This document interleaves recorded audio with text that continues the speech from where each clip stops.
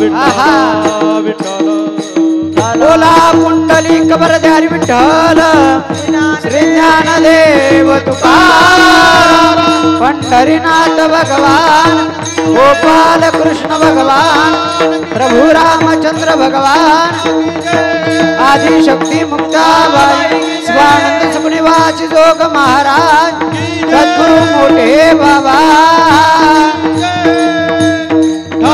विठ्ठल विठ्ठल विठ्ठल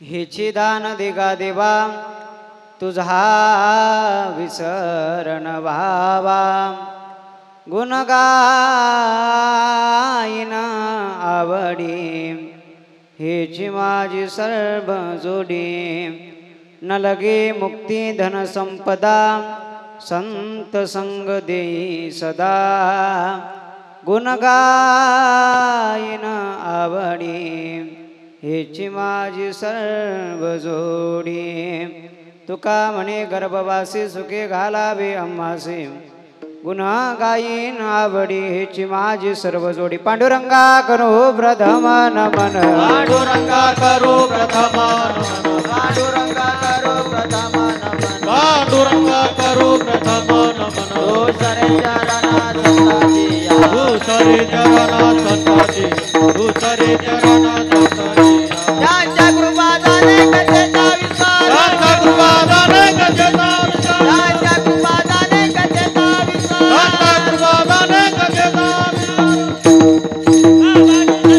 बाबाजी सद्गुरु दास तुका बाबाजी सद्गुरु दास तुका पांडुरंगा करू प्रथम नमन दुसरे चरण संतांचिया त्यांच्या कृपादाने कथेचा विस्तारू बाबाजी सद्गुरुदास तुका कलावज्ञ ज्योतरार्थावतार कलांकांक तेजोदिकामोदिवक्त्रं कलानिशवादापणोदारदक्षं समाधिस्थं मूर्तिं भजे ज्ञानदेवं समाधिस्थं मूर्तिं भजे ज्ञानदेवं सेवे लागे सेवक झालो तुमच्या लागलो निज चरणा अहो स्वामी तुकया देवा यावरी न करावा अवेरू सरस्वती माते द्यावी मज स्फूर्ते येतो का कुलते तुझ लागे आपुलिया बाळकासे दर्यात हाती न करी फजिते जनामध्ये राम राजमणी सदा विजयते राम रमेशं भजे रामेण विहिता निशाचर चमो रामाय तस्मै नमः कैलास राना सगळ्या महिला मातांना विनंती तुम्ही माझ्या मागे म्हणाल मी तुमच्या पुढे म्हणतो आणि तुम्ही माझ्या मागे म्हणाल खरं तर तुम्ही तुमच्या पुढे कोणालाच जाऊ देत नाही पण मला तुमच्या पुढे दोन शब्द म्हणायचे आहेत आणि तुम्ही ऐकाल अशी माझी सदिच्छा आहे कैलास राना फणींद्र माता मुकुटी जडाडी कारुण्य सिंधू भव दुःखहारी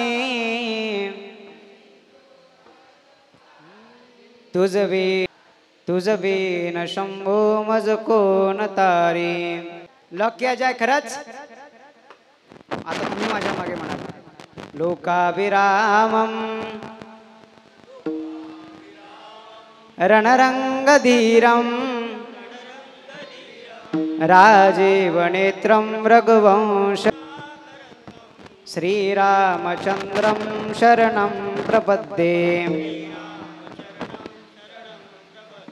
श्रीरामचंद्रं शरणं प्रपद्ये शरण शरण हनुमंता तुम्हालो रामदूता काय भक्ती त्याच्या वाटा मजदा भाव्या सुगटा नमोस्तुते व्यास विशाल बुद्धे फुल्ला रविंदायत पत्र नेत्र येन त्वया भारत तैल पूर्ण प्रज्वालितु ज्ञानमय प्रदीपः आषाढी कार्तिकी तुझ्या गोंधळाची दाटी हो आषाढी कार्तिकी तुझ्या गोंधळाची दाटी आषाढी कार्तिकी तुझ्या गोंधळाची दाटी हो आषाढी कार्तिकी तुझ्या गोंधळाची दाटी हा पुंडलिक दिवटा शोभे वाळवंटी हो पुंडलिका देवता शोभे वाळवंटी हा एका जनार्दनी अंबा उभे करडोनी कटी हो एका जनार्दनी अंबा उभी करत एका जनार्दनी अंबा उभे करडोनी कटी हो एका जनार्दनी अंबा उभी करत कटेवर उधो बोला उधो बोला उधो बोला उधो बोला उधो बोला उधो बोला बाबाई माऊलीचा हो उधो बोला उधो बोला उधो बोला बाबाई माऊलीचा उधो बोला उधो बोला उधो बोला बाबाई माऊलीचा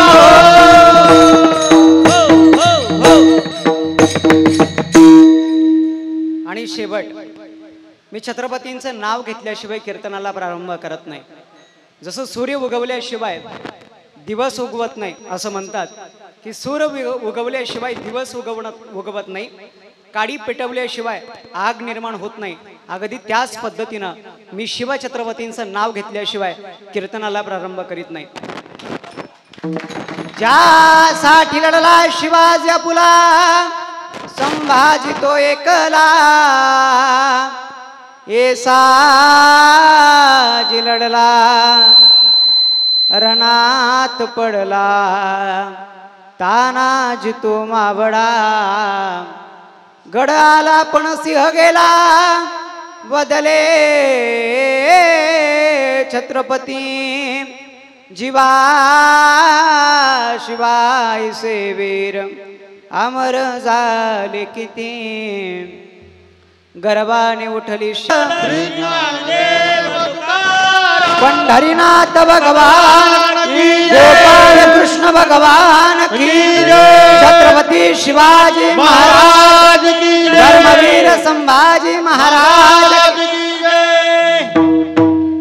लागली सेटिंग बरोबर.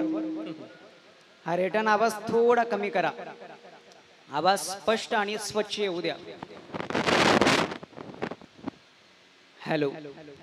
हेचे दान देगा देवा नाही थोडा तसा तुझा विसरण व्हावा गुण गायीन आवडी हेची माझी सर्व जोडी. प्रस्तुत कीर्तन निरूपणासाठी निवडलेला अभंग देहूचे सुप्रसिद्ध साधू वैराग्याचे महामेरू वारकरी संप्रदायाच्या कलशस्थानी विराजित असणारे देहू निवासी श्रीमंत तुकाराम महाराजांचा असून आज महाराज देवाकडे काहीतरी मागणी मागतात आणि मागणी मागत असताना तुकाराम महाराज देवाचं मागत नाही तर तुकाराम महाराज आज देवालाच मागून घेतात. खरं तर आपण एखाद्याकडे काम करायला गेलात, आपण त्या मालकाला मागू शकतो का? नाही मागू शकत. तर तुकाराम महाराज त्या मालकालाच मागून घेतात आणि तो मालक 2-4 एकराचा मालक नाही आहे, तो ब्रह्मांडाचा मालक आहे. म्या बोलविल्या वेदू बोले, म्या बोलविल्या वेदू बोले, म्या चालविल्या सूर्य चाले, म्या हालविल्या प्राणू हाले, जो जगाते चाडिता असा असणारा परब्रह्म आणि त्या पांडुरंगाकडे तुकाराम महाराज मागणी मागतात. त्या पांडुरंगाकडे फक्त मागणी मागत नाही तर त्या परब्रह्माला, त्या पांडुरंगालाच मागून घेतात. आणि ही मागणी तुकाराम महाराज अभंगाच्या माध्यमातून तुमच्या आमच्या समोर व्यक्त करतात. अभंगावर पुढे बोलण्यापूर्वी क्वचितचा परिहार देणं मला अजित गरजेचं वाटतंय आणि ते माझं कर्तव्य म्हणून मला सांगावंसं वाटतंय. थोड्या मोठ्या साधू संतांच्या पदस्पर्शानं पावन आणि पुणी झालेल्या आपल्या या गौरीनगरमध्ये आयोजित केलेला आपला हा गौरीनगर आयोजित श्रीमद भागवत कथा आणि हरिनाम यज्ञ सोहळा शेवटच्या दिवशी सेवा, शेवटचा दिवस मुक्तीचा नाही बरं का. आज आपल्या रात्रीचा शेवटचा दिवस या माझ्याकडे आली, माझं परम भाग्य समजतो.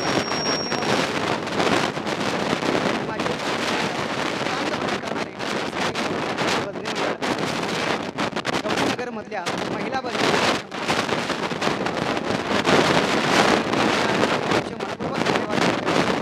कार्यक्रमाला उपस्थित मला वाटलं होतं की यांच्या सानिध्यात आपण जाऊ आणि यांचे अमृत शब्द आपण सुद्धा वेचावेत आणि आपले अनमोल असे अनुभव महाराजांसमोर व्यक्त करावेत. आदरणीय आपल्यासमोर आपल्याला लाभलेले अनमोल असे कथाकार हरिभक्त महाराज प्रमुख उपस्थिती महाराजांचे आहे. महाराजांचे त्याच पद्धतीनं आज कीर्तनासाठी साधसंगत करण्यासाठी महाराष्ट्रातील नामांकित मंडळी उपस्थित आहे. त्यांच्यामध्ये माझ्यावर नितांत प्रेम करणारे नुकतीच भेट झाली, पण माझा असा एक स्वभाव आहे, जो व्यक्ती आपल्याशी जुळला, जो व्यक्ती आपल्याशी कनेक्ट झाला, ज्या व्यक्तीनं आपल्याला प्रेम दिलं त्या व्यक्तीला परत रिटर्न प्रेम द्यायचं हे आपल्या स्वभावात आहे आणि हे आपलं तत्व आहे. आणि पाहिल्याबरोबरच त्या व्यक्तीवर आपलं नितांत प्रेम जडलं असं प्रदंग म्हणे हरिभक्त परायण श्री कोकण रत्न श्री धुवांग महाराज गोडे, त्याचबरोबर परमस्ने परमादरणीय वैभवजी महाराज तेलखेडेकर, त्याच पद्धतीनं हरिभक्त परायण शंकर महाराज वाडकर, हरिभक्त परायण मंगेश बुवा जाधव, काकांना नेतृत्व करणारे आहेत सोपानजी महाराज. आणि हे लाईव्ह प्रक्षेपण नाही म्हणता येणार, हे कीर्तन तुमच्यासमोर प्रक्षेपण करणारे माझ्यावर नितांत प्रेम करणारे आणि मीही ज्यांच्यावर नितांत प्रेम करतो आदरणीय गुरुवर्य एकनाथजी महाराज वाडीकर यांचे चिरंजीव आदरणीय दिनेश दादा वाडीकर यांच्या माध्यमातून हा कीर्तन सोहळा महाराष्ट्रातल्या तळागडापर्यंत पोहोचणार आहे.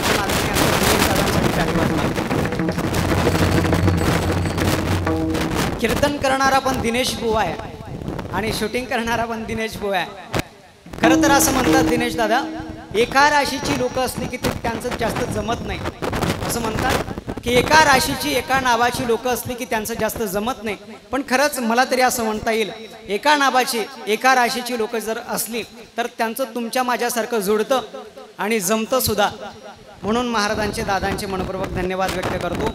आदरणीय ही आपण सगळ्या मोठे संकीर्ण कीर्तन ऐकण्यासाठी आलात, आपले सगळ्यांचे मनपूर्वक धन्यवाद व्यक्त करतो. आदरणीय विनेकरी बाबा आहेत, महाराजांचं नाव सुटलं, अजून कुणाचं नाव सुटलं असेल तर मला आवर्जून सांगा. पुढच्या वर्षी मला आवर्जून बोलवा, सगळ्यांची नावं लिहून द्या, मी पाठ करून येईल, हरकत नाही. असो, विनोदाचा भाग होता करा. आपण परत अभंगावर येऊयात. अभंग तुमच्या सेवेसाठी जो निवडला आहे तो श्रीमंत संत तुकाराम महाराजांचा आहे. या महाराष्ट्राच्या मातीला प्रश्न केला कोण तुकाराम महाराज. या महाराष्ट्राच्या मातीला जर यदा कदाचित प्रश्न केला तर कोण तुकाराम महाराज, तर या महाराष्ट्राच्या मातीच्या प्रत्येक कणाकणातून, या महाराष्ट्राच्या मातीच्या प्रत्येक स्पंदनातून एक उत्तर तुम्हाला येईल. या महाराष्ट्राच्या मातीला कधीतरी नक्कीच विचारा, या महाराष्ट्राच्या मातीच्या कणाला नक्कीच विचारा. या महाराष्ट्राच्या मातीचा कणकण तुम्हाला सांगेल, या महाराष्ट्राच्या मातीचा प्रत्येक कणाचे स्पंदन तुम्हाला सांगतील. अखंड हिंदुस्थानाचे संस्थापक राजाधिराज छत्रपती शिवाजी महाराज यांचे धर्मगुरू असणारे श्रीमंत संत तुकाराम महाराज आहेत. कोण तुकाराम महाराज आहेत लक्षात घ्या. ज्यानं दुपारी काठीनं मारलं त्याला संध्याकाळी त्याचे हात धरून कीर्तनात आणलं ते तुकाराम महाराज आहेत. कोण तुकाराम महाराज आहेत.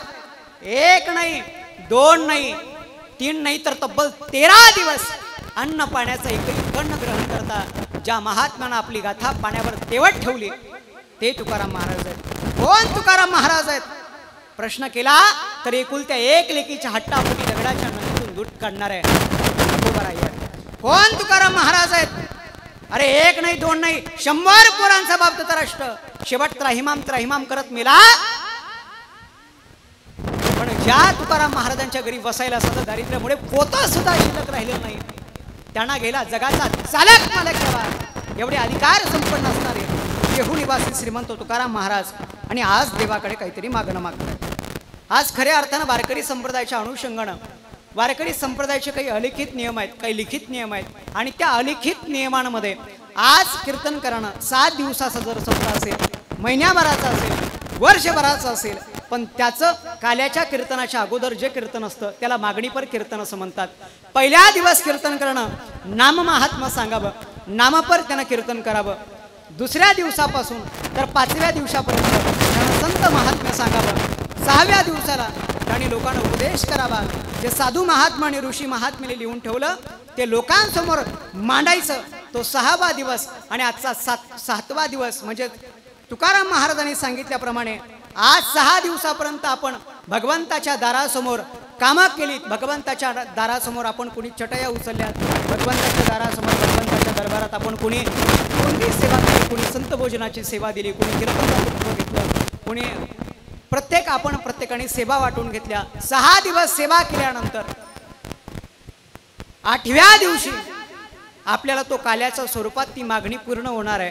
म्हणजे मागणीच्या स्वरूपात आज आपल्याला मागणी मागायची आहे आणि लगेच सकाळी तुम्हाला पगार भेटणार आहे आणि पगार देणारा सुद्धा मीच आहे. लक्षात घ्या, टाळ्या नका वाजवू. तर तुकाराम महाराज आज देवाजवळ मागणी मागतात. पण तुकाराम महाराजांचा एक अभंग आहे, काही मागणे हे आम्हा अनुचित वडिलांची रीत जाणवत असो. मग मी तुकाराम महाराजांना मनातल्या मनात प्रश्न केला, का हो तुकोबर आहे, तुम्ही एका अभंगात म्हणतात काही मागणे हे आम्हा अनुचित वडिलांची रीत जाणत असो. तुकाराम महाराज सांगतात, आमच्या वाढ वडिलांची रीत आहे, आम्ही देवाजवळ काहीही मागत, देवाजवळ आम्ही कधीच हात पसरत नाही. जगाचा मालक जरी असला तरी जगाच्या मालकासमोर आम्हाला हात पसरावं ही आमची परिस्थिती नाही. मग हा घरात 18 विश्व दारिद्र्य, एक पत्नी अण्णा करता करता मेली. 65 लाखाची जहागिरी तुकाराम महाराजांनी लोकांना सहज वाटून टाकली. पोराबाळांना घरामध्ये काहीला काही नाही, एक पत्नी अण्णा करता करता मेली.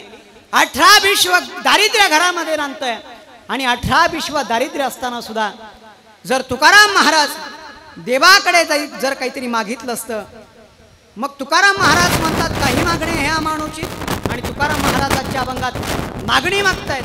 मी तुम्हाला सांगू, तुकाराम महाराजांच्या गाथेमध्ये 126 अभंग मागणीपर्यंत. मग मी तुकाराम महाराजांना मनातल्या मनात प्रश्न केला, का हो तुकोबर आहे, एकीकडे तुम्ही असं म्हणतात आणि एकीकडे तुम्ही असं म्हणतात. तुम्हीच म्हणतात ना सत्य संकल्पाचा दाता नारायण, जा शेवटचा प्राण गेला तरी चालेल पण माणसानं सत्य बोललं पाहिजे. मग का हो तुकोबर आहे, तुम्ही एकीकडे असं म्हणताय आणि एकीकडे असं म्हणताय. पण तो अभंग जर आपण यदा कदाचित वाचला तर आपल्याला लक्षात येईल, पत्नीनं पतीकडे साडी मागणं हे उचित आहे. काय म्हणतोय मी, पत्नीनं पतीकडे साडी मागणं हे उचित आहे, पण त्याच पत्नीनं सांगावं 6 दिवसापासून ही साडी अंगावर आहे, आता ही साडी म्हटली थोडी धुवून काढता का, हे मागणं अनुचित आहे. साडी मागणं उचित आहे पण साडी धुवून काढा असं मागणं अनुचित आहे. तसं तुकोबाराय म्हणतात, देवाचं मागणं हे अनुचित आहे पण देवच मागून घेणं हे उचित आहे. आणि ते उचित मागणं आज तुकाराम महाराज व्यक्त करतात. आणि तुकाराम महाराजांच्या घरामध्ये 6 पिढ्याची वारीची परंपरा, 6 पिढ्याचा प्रमाण तुकाराम महाराजांच्या घरामध्ये आपल्याला लक्षात येतं. आपण फक्त एवढंच ऐकलेलं आहे की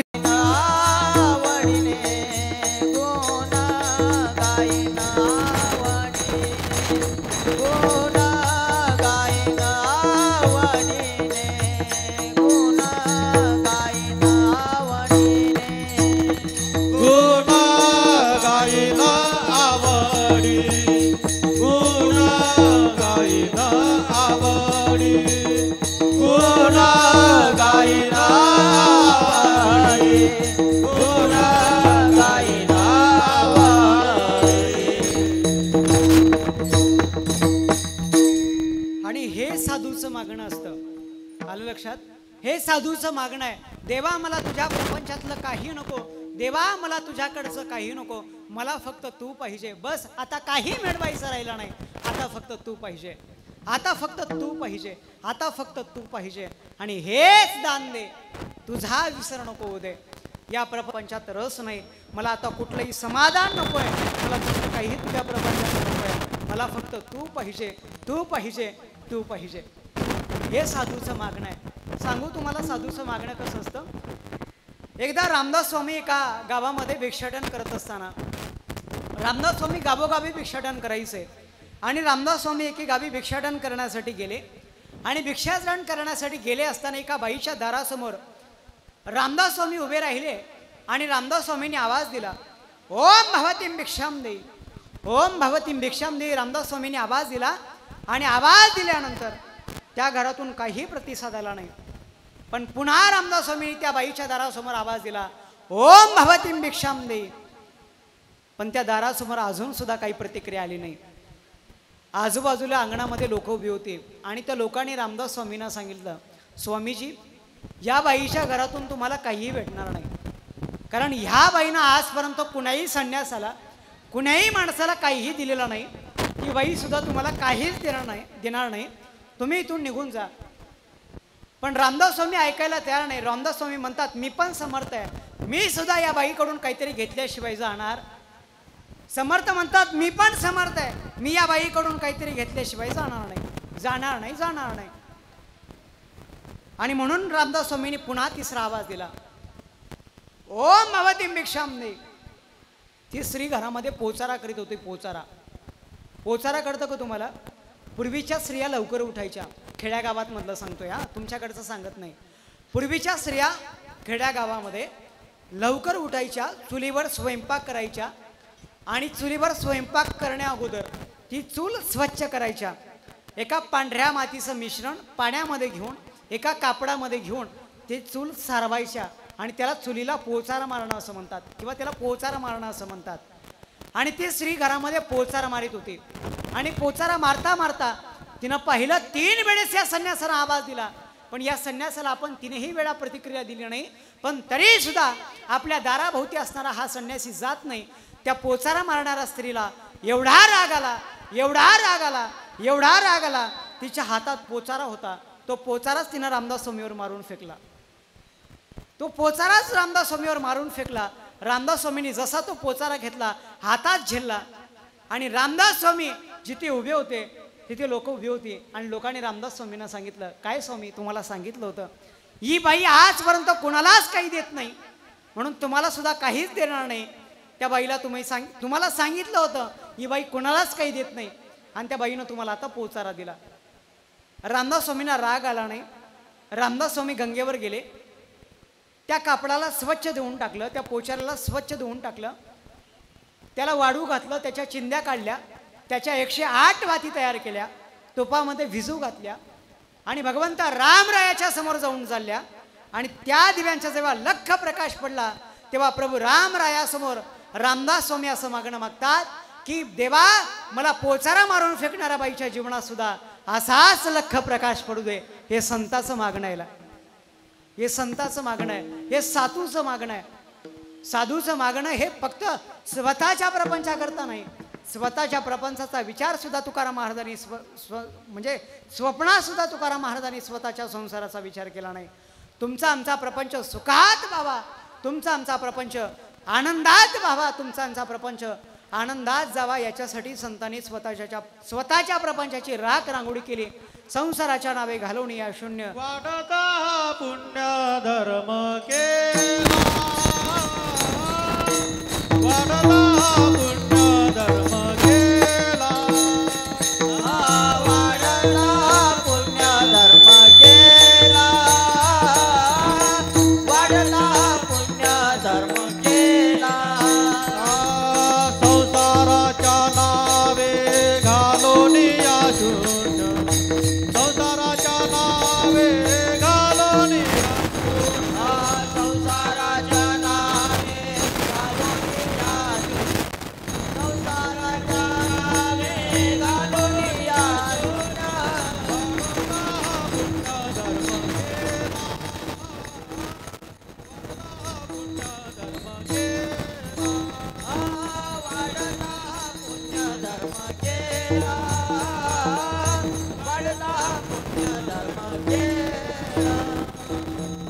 संसाराच्या नावे घालवून या शून्यान वाढता हा पुण्य धर्म केला.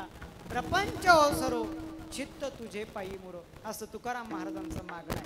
आणि त्या मागणीचा विचार आपण करू शकतो आणि तोच मागणीचा विचार अभंगाच्या द्वितीय चरणात गुणगायीन गुणगायीन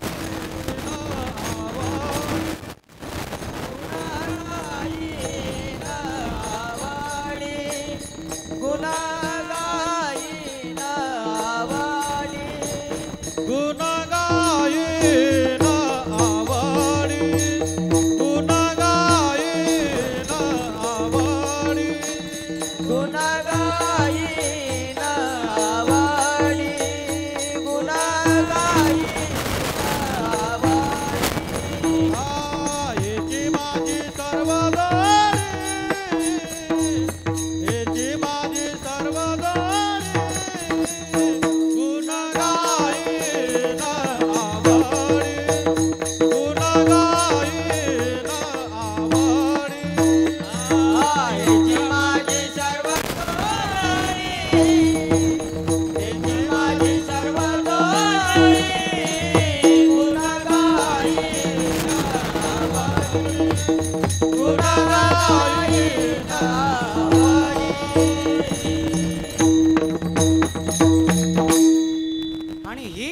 तुकाराम महाराज मागतात की देवा अजून मला तुझ्याजवळ असं मागायचं आहे की जर तू माझी पहिली मागणी पूर्ण केली बडी आणि हेच माझं सुख आहे, हेच माझं सर्वस्व आहे आणि हेच माझं मिळवणं आहे असं लक्षात घ्या. मागणी कोणत्या प्रकाराची असावी? शिवचरित्रामध्ये असा एक प्रसंग आहे. मागणी कोणत्या प्रकाराची असावी म्हणून सांगतो. छत्रपती शिवाजी महाराज या महाराष्ट्राच्या बाजूला लाभलेले असे एक राजे आहेत. छत्रपती शिवाजी महाराजांच्या एक प्रसंग असा घडला. शिवाजी महाराजांचं शिवचरित्र जर यदा कदाचित आपण उघडलं तर आपल्याला लक्षात येईल. प्रत्येक दादा साऊंडवाल्याला मला विनंती, दादा फक्त आपला आवाज क्लिअर करा, जो रिटर्न आवाज थोडा कमी करा, काही समजत नाही मला. नाहीचे मागणी सांगतोय हा. इराण म्हणून सिद्धी यायचे, कोकणात शिरायचे, कोकणातल्या आया बहिणींना पडवून न्यायचे. म्हणून छत्रपती शिवाजी महाराजांनी या सिद्धीचा बंदोबस्त करण्यासाठी शिवाजी महाराजांनी तिथे एक किल्ला बांधण्याचं ठरवलं आणि त्या किल्ल्याचं काम दिलं हिरोजी इंदलकरांना. हिरोजी इंदलकरांना ते काम देण्यात आलं आणि हिरोजी इंदलकरांनी वेळेवर ते काम पूर्ण केलं. एवढा सुंदर गड बांधला, एवढा सुंदर गड बांधला, एवढा सुंदर गड बांधला. या महाराष्ट्राचा जाणता राजा जेव्हा तो गड बघायला आला तेव्हा हिरोजी इंदलकरांना जवळ बोलवलं आणि हिरोजी इंदलकरांना सांगितलं, हिरोजी आजपर्यंत अनेक गड मी बघितले, आजपर्यंत असंख्य किल्ले मी बघितले, पण याच्यासारखा किल्ला मी बघितला नाही, याच्यासारखा गड मी बघितला नाही. मागा हिरोजी, मी तुमच्यावर खुश आहे. मागा हिरोजी, काय मागायचंय तुम्हाला? मागा हिरोजी. 4 वेळेस या जाणत्या राजांना शब्द टाकला, मागा हिरोजी. जेव्हा तुम्ही या महाराष्ट्राचे शककर्ते राजे व्हाल, या महाराष्ट्राचे जाणते राजेवालना राज, जेव्हा तुमचा स्वराज्याभिषेक सोहळा होईल तेव्हा मला तुमच्याजवळ काहीतरी मागायचं आहे. पण राज, त्याआधी ज्या वेळेस तुम्ही स्वराज्याची राजधानी बांधवाल ना राज, त्यावेळेस त्या राजधानीचं काम मला द्या राज, त्यावेळेस त्या राजधानीचं काम मला द्या राज. आणि दैवयोगानं हिरोजी इंदलकरांना राजगडावरून छत्रपती शिवाजी राजाने स्वराज्याची राजधानी बांधण्याचं काम हिरोजी इंदलकरांना देण्यात आलं. खरंच तुम्ही खूप भाग्यवान माणसं आहात. दिनेश दादा आहात, आदरणीय ध्रुवांग महाराज, आदरणीय वाडकर महाराज, तुम्ही खूप भाग्यवान माणसं आहात की तुम्ही छत्रपती शिवाजी राजांच्या पावनभूमीमध्ये जन्माला आलात. खरंच खूप भाग्यवान माणसं आहात. आमच्यासारख्या लोकांची स्वप्न आहेत की त्या मातीमध्ये आपल्या मर्दमावड्यांचं रक्त सांडलं, आपल्या पूर्वजांचं रक्त सांडलं. ती लढाई फक्त आणि फक्त स्वराज्यासाठी नव्हती. लक्षात घ्या, ती लढाई फक्त आणि फक्त तुमच्या आणि माझ्यासाठी नव्हती, तर ती लढाई धर्माची होती. लक्षात घ्या, ती लढाई इतरांचा द्वेष करण्यासाठी नव्हती, ती लढाई हिंदू आणि मुस्लिमांची नव्हती, तर ती लढाई आपल्या स्वाभिमानाची होती. आज आपण स्वाभिमानानं जीवन जगतोय ते राजामुळे. आज आपण स्वाभिमानानं हिंदू म्हणून आज आपण स्वाभिमानानं सांगू शकतो, गर्व से कहो हम हिंदू है. हे आपण फक्त आणि फक्त शिवाजी राजामुळे आणि संभाजी राजामुळे, महाराणा प्रतापांमुळे सांगू शकतो. लक्षात घ्या, काय असंख्य उपकार आहेत त्या लोकांमुळे. खूप असंख्य उपकार या महापुरुषांनी आपल्यावर केलेत, असंख्य उपकार साधू संतांनी आपल्यावर केलेत, असंख्य उपकार मर्दमावड्यांनी शूरवीरांनी आपल्यावर केलेत. अरे ज्या शंभूराजांना स्वतःच्या प्राणाचा विचार केला असता तर आज आपल्याला हिंदू या शब्दाचा अर्थ कळाला नसता. अजून माझा शंभूराजा 10 वर्ष जीवन जगला असता तर मोगलांनी देखील हातात भगवाच धरला असता, मुघलांनी देखील हातात भगवाच धरला असता. प्रत्येक हिंदूला विनंती आहे, बेमीच्या देठापासून सांगतोय, माझ्यासाठी टाळी वाजवू नका, पण या महाराष्ट्राच्या मातीसाठी ज्यांना प्राण दिले त्या शंभूराजासाठी एकदा जरी टाळी वाजवाल. तुमची टाळी मला सांगते, काय लढला माझा राजा, काय लढले माझे मर्दमावडे. मला विषयाला स्पर्श करायचा आहे. लक्षात घ्या.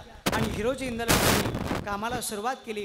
राजगडावरून रायगड बांधण्याचं काम हिरोजी इंदलकरांना देण्यात आलं आणि हिरोजी इंदलकर कामाला सुरुवात करतात. स्वराज्याच्या राजधानीचं काम आहे. असंख्य मावड्यांना एकत्रित केलं, असंख्य मजदुरांना एकत्रित केलं, असंख्य कामगारांना एकत्रित. आणि मी त्या राजाला शब्द दिला आहे, जाणत्या राजाला शब्द दिलेला आहे की राजा, तुम्ही येईपर्यंत मी हा किल्ला तुमच्या हाती देईल. आता दिलेला शब्द आहे, रघुकुल रीत सदा चली आई और जान जाई प्रवचन ना जाई.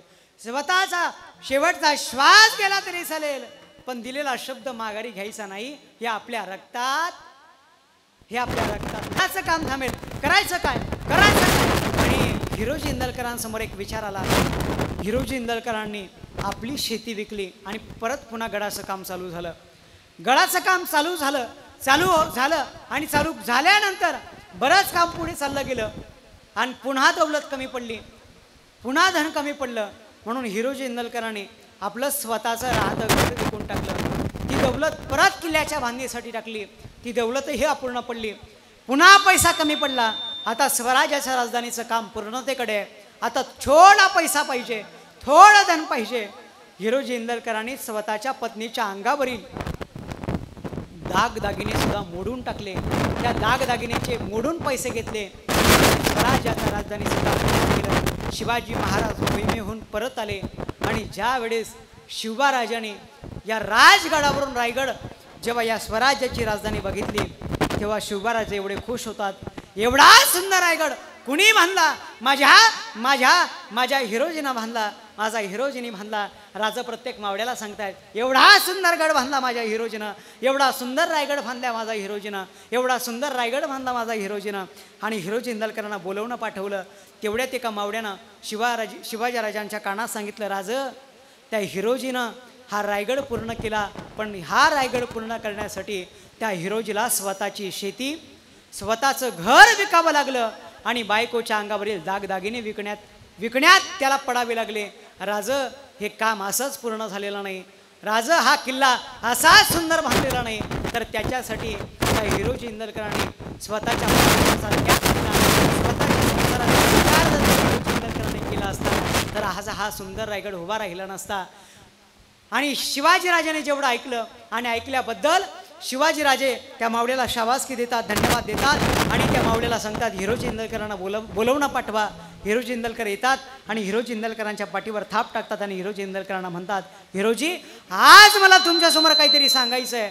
आता मला तुमच्याजवळ काहीतरी मागायचं आहे. हिरोजी मला तुम्हाला काहीतरी मागायचं आहे. महाराष्ट्राचा जाणता राजा आहे, महाराष्ट्राचा जाणता राजा आहे आणि हिरोजी इंदलकरांजवळ मागतो.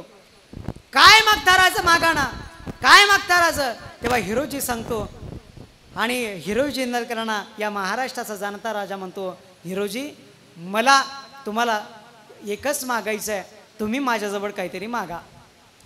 मला तुमच्याजवळ मागायचं आहे, फक्त तुम्ही मला काहीतरी मागा, एवढंच मला मागायचं आहे.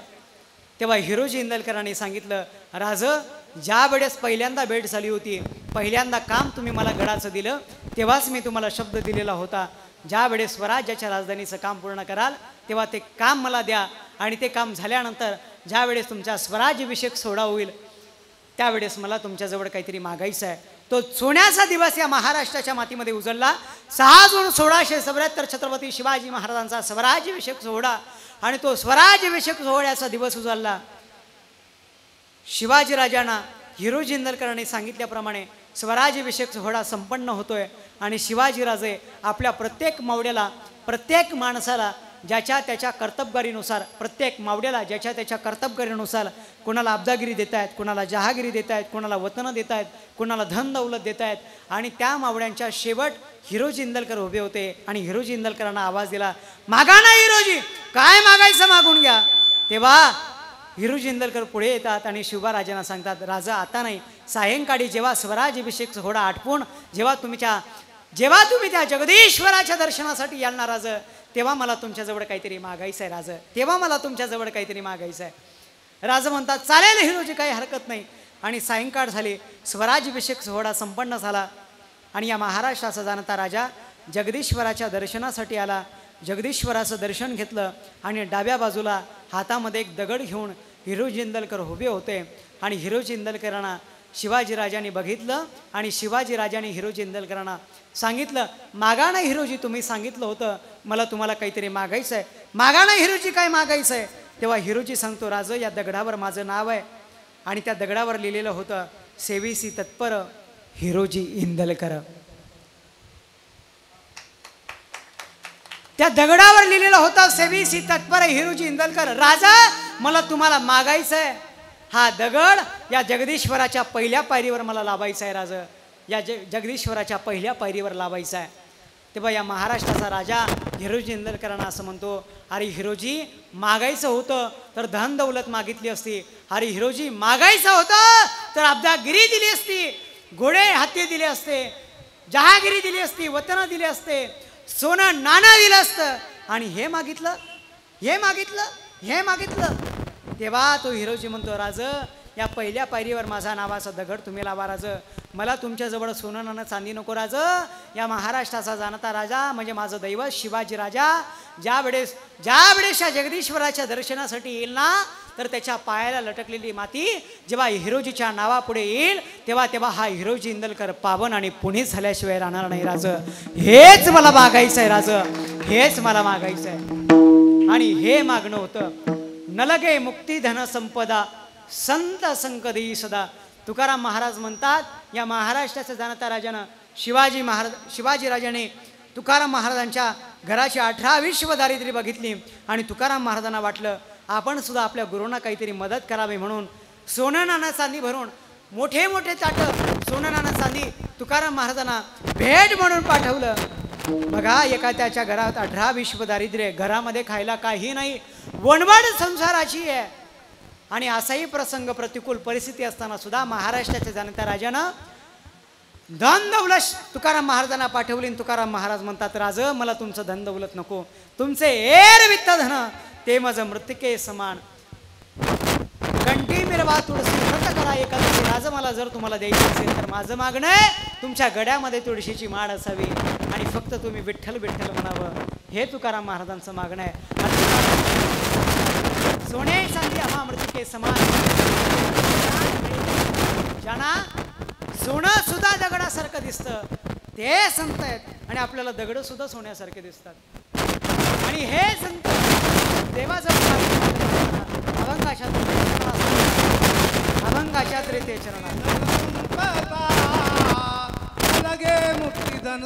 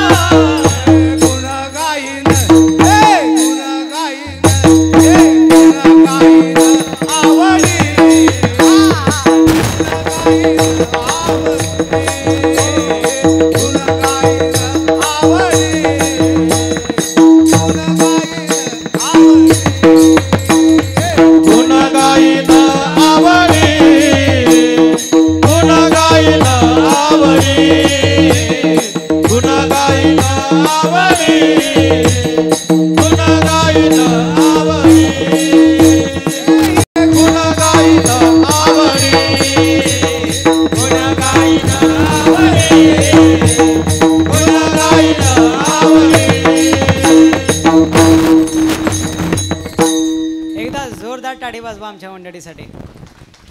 खरंच कौतुक करावं तेवढं कमी. या वयामध्ये तुम्ही परमार्थ करतात याचाच आनंद आम्हाला द्विगुण येत आहे.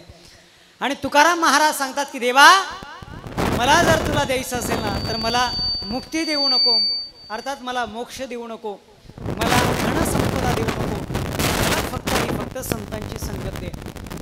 तुकाराम महाराज संतांची संगत मागतात, देवही मागून घेतात आणि संतांची संगतही मागतात. याला एक कारण जगामध्ये तुम्ही असंख्य फिराल पण साधूसारखा आणि एखादा संतासारखा एखादा सद्पुरुष जर तुमच्या जीवनामध्ये लावला तर राहत आपल्या जीवनाचं परिवर्तित झाल्याशिवाय राहत. म्हणून तुकाराम महाराज सांगतात मला देवाची ओळख जर तुम्ही करून दिली तर या संतांनी करून दिली. म्हणून या संतांना हा देव जर तुम्हाला प्राप्त करायचा असेल तर तो देव सहज भेटत नाही. तुम्हाला आधी संतांच्या सानिध्यात जावं लागतं, तुम्हाला आधी संतांची संगत करावी लागते. तुम्हाला सहजासहजी देव जर ओळखायचं असेल तर आधी तुम्हाला संतांची संगत संताच आपल्याला भगवंतापर्यंत हाच खरा विचार. म्हणून तुकाराम महाराज तिसऱ्या चरणात व्यक्त करतात संत संगत देई सदा. तुकाराम महाराजांनी सांगितल्याप्रमाणे आपण हा विचार सुद्धा लक्षात घेऊ शकतो. मला प्रत्येकाला सांगायचं आहे, आज आपला मागणीवर दिवस आहे. इथे जमलेल्या प्रत्येक श्रोत्यावर्गाला मला सांगायचं आहे, आपलं मागणं आज भिन्न भिन्न असेल. आज आपण देवाजवळ काहीतरी मागायचं आहे. पण देवाकडे मागत असताना तुकाराम महाराजांनी सांगितला विचार तर आपण प्रत्येकानं फक्त आणि फक्त माझ्या पोराचं लग्न होऊ दे, माझ्या पोराला नोकरी लागू दे, माझा प्रपंच होऊ दे, असं आपण सांगायचं नाहीये. तेव्हा आज तू आपल्याला ना, जेव्हा तुम्हाला आज समाधानात ठेवतोय ना, असंच मला आनंदात ठेव, असंच मला समाधानात ठेव, मला बाकी तुझ्याकडून दुसरं काही नको. संतांनी संसाराचा त्याग केला, आपल्याला करता येणार नाही. शूरवीराने आपला देह समर्पित केला, आपल्याला समर्पित करता येणार नाही. महापुरुषाने आपलं जीवन या धर्तीसाठी अर्पण करून टाकलं, आपल्याला अर्पण करता येणार नाही. बरं, आपल्याला आपलं समर्पण करता येणार नाही, त्याग करता येणार नाही, खर्च करता येत नाही, मग आपल्याला करायचं तरी काय? ज्या महापुरुषांनी, साधू संतांनी आणि शूरवीरांनी आपल्या प्राणाची बाजी आणि आपला स्वतःचा प्रपंच त्या भगवंतावर अर्पण केला, फक्त त्यांच्याबद्दल आपल्याला कृतज्ञता ठेवायची. आपल्याला अर्पण करायचं नाही, आपल्याला त्याग करायचा नाही. ज्यांनी त्याग केला त्यांच्याबद्दल जरी आपण कृतज्ञता व्यक्त केली तरी सुद्धा मला असं वाटतं आपण देवाला प्रिय झालो. लोकांमध्ये प्रिय होण्यापेक्षा देवाला आपण प्रिय झालो पाहिजे, देवाला आपण आवडलं पाहिजे. अहो, जगाचा मालक आहे, पण तुकाराम महाराजांना बघितलं, जगाच्या मालकानं खाली मान टाकली. जगाचा मालक आहे, ब्रह्मांडाचा धनी आहे, मी तुम्हाला सांगितलं ना, ब्रह्मांडाचा धनी आहे, पण तरी तुकाराम महाराजांना पाहिलं तरी जगाचा मालक खाली मान टाकतो. याचं कारण एकमेव आहे, एवढी भक्ती करा, एवढं प्रेम करा, एवढं निस्सीम प्रेम करा देवावर, की त्या देवानी सुद्धा तुमच्या कीर्तनात नाचलं पाहिजे, त्या देवानी सुद्धा तुमच्यासाठी तन धन मन अर्पण केलं. लक्षात घ्या, एक वेळचा प्रसंग असा घडला, मला आवडता प्रसंग आहे. एक वेळ असं घडलं की भगवंतानं भक्तांची यादी जाहीर केली आणि त्या यादीमध्ये महाराष्ट्रातल्या कुठल्याही संतांची नावं नाहीत, आणि ती यादी भगवंतानं जाहीर केली, आणि ती यादी भक्तांची, आणि ती यादी भगवंतांनी जाहीर केली. पण त्या यादीमध्ये नामदेवरायांचं नाव नाही, ज्ञानोबांचं नाव नाही, तुकोबांचं नाव नाही, या महाराष्ट्रातल्या कुठल्याही साधू संतांची नावं त्या यादीमध्ये नाहीत. नामदेवरायांना कळालं की देवानं भक्तांची यादी जाहीर केली आणि त्या यादीमध्ये आपली नावं नाहीत. नामदेवरायांना देवाचा राग आला आणि नामदेवरायांनी थेट देवाला कॉल केला आणि देवाला खडसावलं, का हो देवा, आम्ही तुझी एवढी भक्ती करतो, आम्ही तुझ्यावर एवढं प्रेम करतो, आणि खुशाल तू देवा भक्तांची यादी जाहीर केलीस आणि त्या यादीमध्ये आमची नावं नाहीत. तेव्हा देवानं सांगितलं, नामदेवा, पहिली यादी जाहीर झाली, फक्त अजून दुसरी यादी बाकी आहे, त्या यादीमध्ये तुमची नावं असतील. आणि दुसरी यादी जाहीर झाली, त्या यादीमध्ये सुद्धा नामदेवरायांचं नाव नाही, तुकाराम महाराजांचं नाव नाही, ज्ञानोबारायांचं नाव नाही, जनाबाईंचं नाव नाही, महाराष्ट्रातल्या कुठल्याही साधू संतांची नावं त्या दुसऱ्या यादीमध्ये सुद्धा नाही. आता नामदेवरायांना राग आला आणि नामदेवरायांनी देवाला कॉल केला, परत कॉल केला आणि देवाला सांगितलं, तुम्ही सांगितलं होतं दुसऱ्या यादीमध्ये आमची नावं असतील, पण दुसऱ्या यादीमध्ये सुद्धा आमची नावं नाहीत. देवानं सांगितलं, नामदेवा, चिंता करू नका, तिसरी यादी जाहीर होणार आहे, त्या यादीमध्ये तुमचं नाव असेल. आणि तिसरी यादी जाहीर झाली आणि त्या यादीमध्ये पहिलंच नाव ज्ञानोबांचं, दुसरं तुकोबांचं, नामदेवरायांचं, या महाराष्ट्रातील प्रत्येक साधू संतांची नावं त्या तिसऱ्या यादीमध्ये. आणि नामदेवरायांनी सहज देवाला विचारलं, का हो देवा, तू पहिली यादी जाहीर केलीस, देवा तू पहिली यादी जाहीर केलीस, त्या यादीमध्ये आमची नावं नाहीत. देवा, तू दुसरी यादी जाहीर केलीस, त्या यादीमध्ये सुद्धा आमची नावं नाहीत. का देवा, आम्ही तुझी भक्ती कमी करतो का? का देवा, आम्ही तुझ्यावर प्रेम कमी करतो का? तेव्हा त्या जगाच्या मालकानं नामदेवरायांना सांगावं, नामदेवा, पहिली यादी त्यांची आहे जे माझी भक्ती करतात. नामदेवा, पहिली यादी त्यांची आहे जे माझी भक्ती करतात. नामदेवा, दुसरी यादी त्यांची आहे जे माझ्यावर प्रेम करतात. आणि नामदेवा, तिसरी यादी त्यांची आहे ज्यांची मी भक्ती करतो आणि ज्यांच्यावर मी प्रेम करतो. जगाच्या मालकानं प्रेम करावं. आमच्या साधू संतांवर एवढा रुबाब आमच्या महाराष्ट्रातल्या साधू संतांचा, जगाच्या मालकानं नाचावं. अरे, आमच्या नामदेवरायांनी कीर्तन करावं, जगाच्या मालकानं नाचावं. नामदेव कीर्तन करी पुढे देव, नाचे पांडुरंग. फक्त नाचलाच नाही, जनी म्हणे ज्ञानदेवा, बोला वंग, नाचता नाचता देवाचा गडला पितांबर. असा नाचला जगाचा मालक की नाचता नाचता जगाच्या मालकाचा पितांबर गळाला, म्हणजे धोतर गळालं तरी जगाच्या मालकाला याचं भान नाही. एवढं प्रेम आमच्या साधू संतांवर जगाच्या मालकानं केलं. म्हणून आपण देवावर प्रेम करतोय, पण तुम्हाला वाटत नाही का कधी त्या देवानं सुद्धा आपल्यावर प्रेम केलं पाहिजे? आपण प्रत्येक वेळेस आपण म्हणतो की भगवंता तू माझा आहे, तू माझा आहे, तू माझा आहे, पण तुम्हाला नाही वाटत का कधीतरी त्या भगवंतानंच म्हटलं पाहिजे, अरे तू माझा आहे? असा जर विचार यदाकदाचित आपल्या डोक्यामध्ये आला तर आपण खरे साधू आपण खरे भक्त आणि खरे संत म्हटल्याशिवाय राहणार. आणि असा विचार तुकाराम महाराज व्यक्त करतात. खरंच एक तुम्हाला उदाहरण सांगून जातो, पण त्याआधी सगळ्यांना विनंती आहे, ज्यांना 2 हात भगवान परमात्म्यांना दिलेत त्याने 2 हात बिनधास्त वर घ्या आणि भगवान परमात्म्याचं भजन करूयात. विठोबा रखुमाये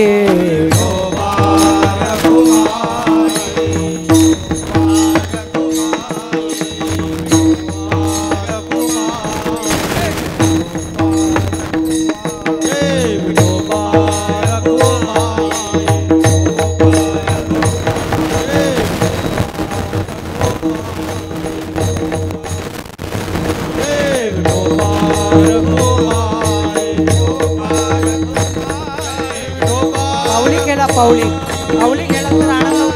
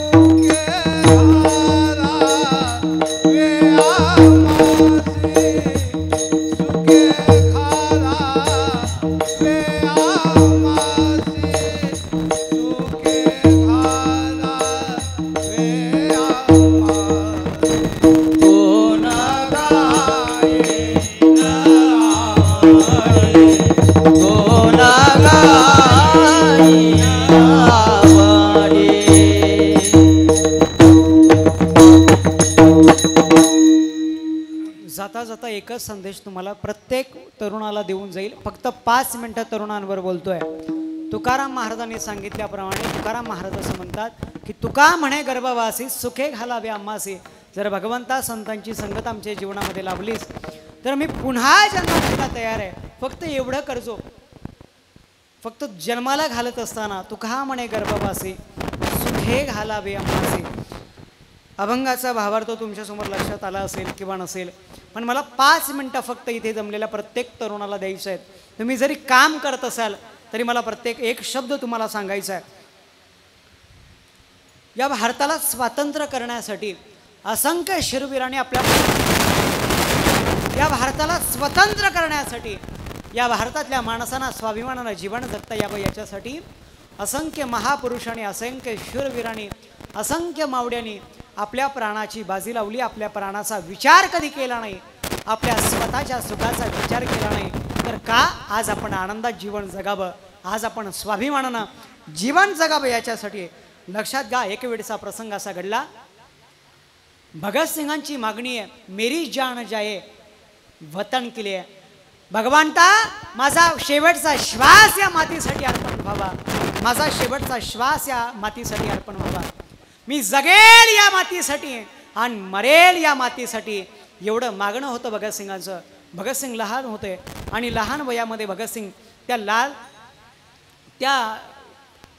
ती माती हातात घेतात आणि हातात घेतल्यानंतर भगतसिंग प्रण करतात, या जालियनवाला बागचा हत्याकांडचा बदला घेतल्याशिवाय मी राहणार नाही. त्या हातातली लाल माती भगतसिंगांना सांगते, भगतसिंग हा बदला तुला घ्यायचा आहे, भगतसिंग हा बदला तुला घ्यायचा आहे. आणि भगतसिंगांनी पाहिलेलं होतं की असंख्य लोकांच्या खर्ची, या असंख्य लोकांचं रक्त या मातीमध्ये सांडलेलं होतं. तर का आपण स्वातंत्र्य जीवन जगू नये, तर का आज आपण गुलामी जीवन जगावं. भगतसिंगांच्या मनामध्ये विचार आहे. लहान भगतसिंग आहेत आणि हे भगतसिंग लहानाचे मोठे होत आहेत. भगतसिंग लहानाचे मोठे होत आहेत आणि ज्या वेळेस भगतसिंग मोठे झाले, भगतसिंगाला पाहिला पाहुणे आलेत आणि ज्या वेळेस भगतसिंगांना पाहिला पाहुणे आलेले आहेत, प्रसंग असा लक्षात आहे. त्यावेळेस भगतसिंगाची आई भगतसिंगाच्या हातामध्ये 50 रुपयाची नोट ठेवते आणि एका बाजाराची आणि भगतसिंगाला सांगते की बेटा भगतसिंग, तुला 50 पाहुणे आलेले आहेत, बाजारात पिशवी घे आणि 50 रुपयाची नोट घे, बाजारात जा आणि भाजीपाला घेऊन ये, तुला बघायला पाहुणे आलेले आहेत. त्या भगतसिंगाने 50 रुपयाच्या नोटेकडे पाहिलं, मनातल्या मनात विचार केला, जर मी आज या 50 रुपयाच्या नोटेचा भाजीपाला आणला, या पाहुण्यांनी मला जर पसंत केलं, तर माझं उभं आयुष्य कुणीतरी एका बाईच्या सेवेसाठी जाईल. माझं उभं आयुष्य कुणीतरी एका बाईच्या सेवेसाठी नसून मातृभूमी आईच्या सेवेसाठी आहे. मातृभूमी आईच्या सेवेसाठी माझं आयुष्य मला समर्पित करायचं आहे. माझं आयुष्य मला माझ्या मातृभूमीसाठी खर्ची घालायचं आहे. आणि भगतसिंग ती 50 रुपयाची नोट त्या बाजाराच्या पिशवीमध्ये तशीच ठेवतात. भगतसिंग फरार होतात. जसे घरातून गेले तसे घरी परत कधीच आले नाहीत आणि भारत मातेसाठी समर्पित झाले. आणि भगतसिंगांना एका ब्रिटिश अधिकाऱ्याच्या केसमध्ये, ब्रिटिश अधिकाऱ्याच्या मर्डरच्या केसमध्ये भगतसिंगाला अटक करण्यात येते. लाहोरच्या जेलमध्ये भगतसिंगांना डांबण्यात येतं. लाहोरच्या जेलमध्ये जेव्हा भगतसिंगाला डांबण्यात येतं, भगतसिंगाच्या आईवडिलांना गोष्ट करते की आपला भगतसिंग पकडला गेला आणि 18 दिवसानंतर आपल्या पोराला फाशी होणार आहे. 18 दिवसानंतर आपल्या पोराला फाशी होणार आहे. भगतसिंगाच्या आईवडिलांना कळालं आणि भगतसिंगाचे आईवडील धावत धावत त्या लाहोरच्या जेलमध्ये आले आणि लाहोरच्या जेलमध्ये आल्यानंतर त्या गर्दीमध्ये भगतसिंग दिसत नाही. तेव्हा भगतसिंगाच्या आईनं आवाज दिला, ओय भगत, ओय भगत. म्हटल्यानंतर लेनिनचं चित्रचरित्र वाचणारा भगतसिंग हातातलं पुस्तक बाजूला ठेवतो आणि बाहेर येतो आणि बाहेर असणाऱ्या आईला पाहतो. भगतसिंग भगतसिंगाच्या आईला पाहतो आणि भगतसिंगाची आई भगतसिंगाला पाहते. दोघींची नजर एक होते. दोघींचे कंठ दाटून येतात. खुंदका भरायला लागतो. अंगावर प्रचंड शहारे येतात आणि भगतसिंगाची आई भगतसिंगाला पाहून डसडस रडायला लागते. तेव्हा भगतसिंग त्याच्या आईला उत्तर देतो. ते उत्तर किती गोड आहे लक्षात घ्या. तेव्हा भगतसिंग त्याच्या आईला सांगतो, आई रडू नको आई, आता माझ्यावर फक्त तुझाच अधिकार नाही तर या देशातल्या कोट्यावधी लोकांचा अधिकार आता माझ्यावर आहे. माझं जगणं फक्त तुझ्यावर नाही, माझं जगणं आता या भारत मातेसाठी आहे, माझं मरणं आता या भारत मातेसाठी आहे. आई रडू नको आई. तेव्हा भगतसिंगाच्या आईनं भगतसिंगाला दिलेलं गोड उत्तर आहे. तेव्हा भगतसिंगाची आई भगतसिंगाला असं सांगते की बेटा, मी याच्यासाठी रडत नाही की तुला 18 दिवसानंतर फाशी आहे. बेटा, मी रडते याच्यासाठी की मी या देशाला फक्त एकच भगतसिंग देऊ शकले. मी या देशाला फक्त एकच भगतसिंग देऊ शकले.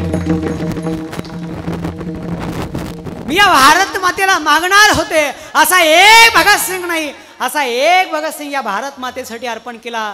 असे 100 भगतसिंग या भारत मातेसाठी अर्पण केले असते. हे भगतसिंगाचं आईचं उत्तर आहे. आणि लक्षात घ्या, भगतसिंगाचा 6 फुटाचा बाप बाजूला होता आणि भगतसिंगानं भगतसिंगाच्या बापाला सांगावं, बाबा जेव्हा मला 18 दिवसानंतर फाशी होणार आहे तेव्हा माझं प्रेत घेण्यासाठी तुम्ही येऊ नका बाबा, माझं प्रेत घेण्यासाठी तुम्ही येऊ नका बाबा. जेव्हा तुम्ही माझं प्रेत घेण्यासाठी याल ना बाबा, तेव्हा तुम्ही असंच रडाल, तेव्हा तुम्ही असाच रडाल. आणि तुम्ही रडत असताना हेच ब्रिटिश अधिकारी बघतील, हेच जेलर बघतील आणि हेच ब्रिटिश अधिकारी मला म्हणतील मेल्यानंतर, अरे हे कोणत्या क्रांतिकार्याचे वडील आणि हे कोणत्या क्रांतिकार्याचे वडील, मला हा अपमान सहन होणार नाही बाबा, म्हणून माझं प्रेत घेण्यासाठी तुम्ही सुद्धा येऊ. हे जगणं आहे भारत मातेसाठी. आणि भगतसिंगाचा 6 फुटाचा बाप, 6 फुटाचा बाप, कोणासमोर झुकणारा बाप, कोणासमोर वाकणारा बाप, आपले दोघी गुडके खाली टेकतो, पहाडाची छाती करून उभा असणारा बाप डसाडसा रडायला लागतो. तेव्हा भगतसिंगाच्या बापाचे शब्द आहेत, अरे अरे शेवटचा पार्थिव सुद्धा माझ्या मुलाचं माझ्या हाती लागणार नाही. हा भगतसिंगाचा बाप काय कामाचा, काय कामाचा. लक्षात घ्या, त्या भगतसिंगाने या भारत मातेला जाता जाता एकच संदेश देऊन टाकला, अरे क्यों मरते हो यारो बेवफा सनम के लिए, दो गज जमीन भी नहीं मिलेंगी तुम्हारे कफन के लिए, मरना है तो देव देश धर्म के लिए मरो मेरे यारो, हसीना भी दुपट्टा फाड़ कर देंगी तुम्हारे कफन के लिए, हसीना भी दुपट्टा फाड़ कर देंगी तुम्हारे कफन के लिए.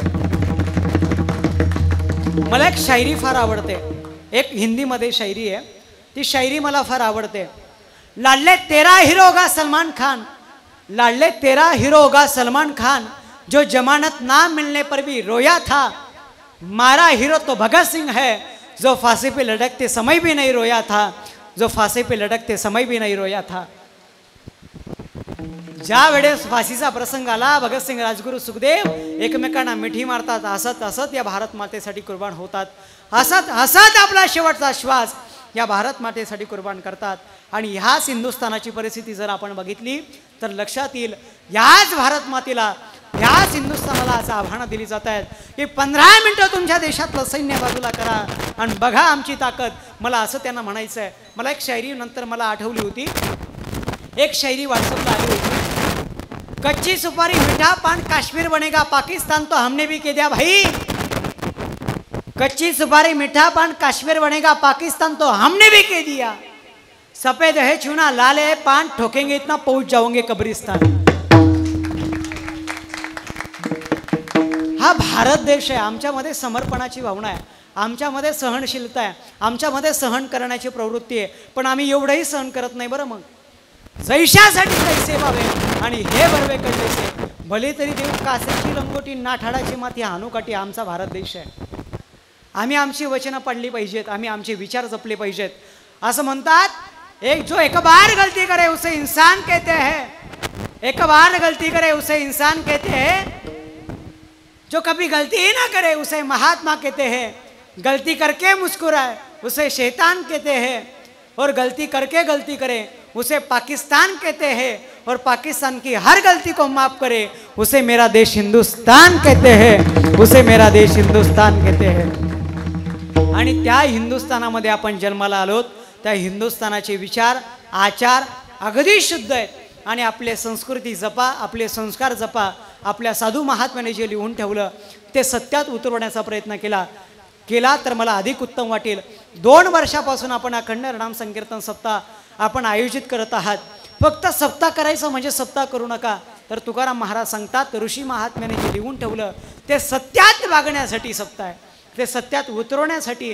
ते खरं असू शकतं, ते वास्तविक असू शकतं, हे वास्तविक लोकांना सांगण्यासाठी सप्ताह आहे. आम्ही वैकुंठवासी आलो याच कारणासी, आणि बोलली जी ऋषी साच बावे वर्तावया. फक्त आम्ही भाषणं करण्यासाठी जन्माला आलेलो नाहीत, आम्ही फक्त भाषणं देण्यासाठी जन्माला आलेलो नाहीत, आम्ही फक्त बोलण्यासाठी जन्माला आलेलो नाहीत, तर ऋषी महात्म्याने साधू महात्म्याने जे लिहून ठेवलं ते सत्यात असू शकतं, हे सांगण्यासाठी आमचा जन्म आहे, असं तुकाराम महाराज सांगतात. तुकाराम महाराजांच्या अभंगाप्रमाणे थोडकं आणि मोजकं तुमच्यासमोर मांडण्याचा प्रयत्न केला. जे काही चुकलं असेल ते माझ्या बुद्धीचे दोष समजा, आणि जे काही चांगलं असेल ते माझ्या गुरुवर्यांचं बोलण्याच्या ओघामधून एखादा शब्द वाईट वृत्तीचा निघाला असेल तर मला मोठ्या अंतःकरणानं माफ कराल अशी सदिच्छा व्यक्त करतो. खूप गोड साथ ही मंडळीने मला केली, म्हणून सगळ्यांना विनंती, आमच्या मंडळींसाठी एकदा पुन्हा जोरदार टाळी वाजवा, अजून एकदा जोरदार. लक्षात घ्या, कीर्तनकार 2 तास कीर्तन करतो, लगेच आपण त्याला मानधन देतो, लगेच तो मोकळा होतो.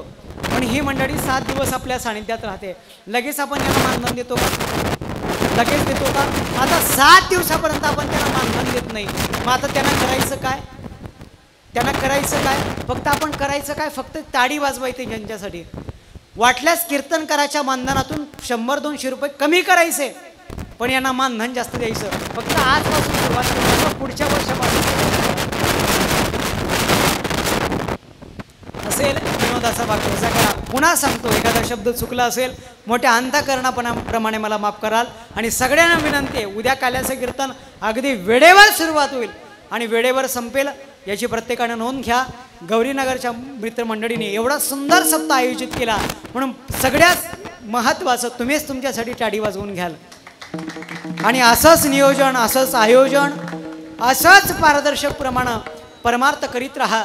खरा जर परमार्थ जर तुम्हाला शिकायचं असेल तर यदा कदाचित तुम्हाला वेळ भेटला तर कोकणात या, कोकणातला परमार्थ बघा.